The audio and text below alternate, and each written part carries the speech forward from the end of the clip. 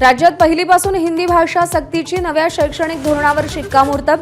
हिंदी लादणार असाल तर संघर्ष अटळ, मनसे अध्यक्ष राज ठाकरेंचा इशारा।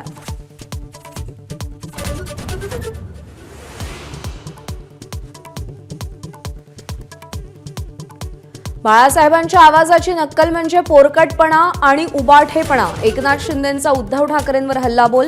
स्वतःचं पाप झाकण्यासाठी आणि लोकांची दिशाभूल करण्यासाठी कृत्य केल्याचा आरोप।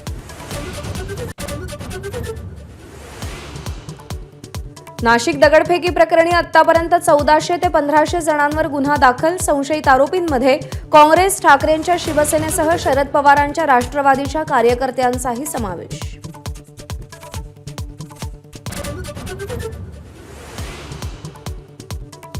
निलंबित पोलीस अधिकारी रणजित कासले पुण्यात दाखल। आज बीड पोलिसांना शरण येणार, तर कराडच्या एन्काउंटरची चर्चा बंद दाराआड झाल्याचे सगळे पुरावे असल्याचाही दावा।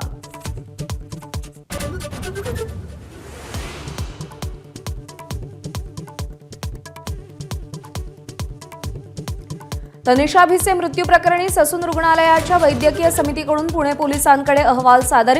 मंगेशकर रुग्णालय आणि डॉक्टर घैसास यांच्यावर ठपका नसल्याची माहिती, तर अहवाल अर्धवट असल्याचा अमित गोरखेंचा दावा।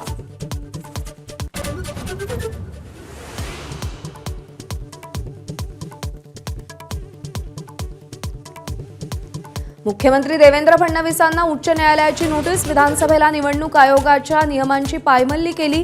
काँग्रेसचे पराभूत उमेदवार प्रफुल्ल गुडधेंची याचिका।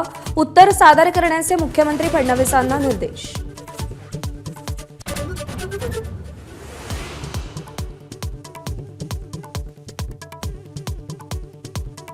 काँग्रेस नेते संग्राम थोपटे काँग्रेसला सोडचिठ्ठी देण्याच्या तयारीत। लवकरच भाजपमध्ये प्रवेश करण्याची सूत्रांची माहिती।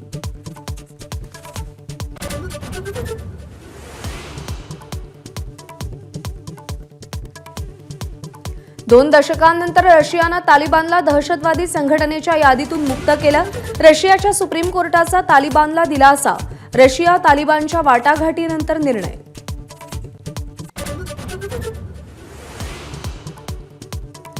आयपीएलमध्ये मुंबई इंडियन्सचा सनरायझर्स हैदराबादवर 4 विकेट्सनं विजय।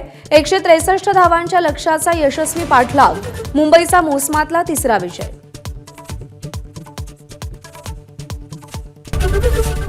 एबीपी माझा, उघडा डोळे बघा नीट।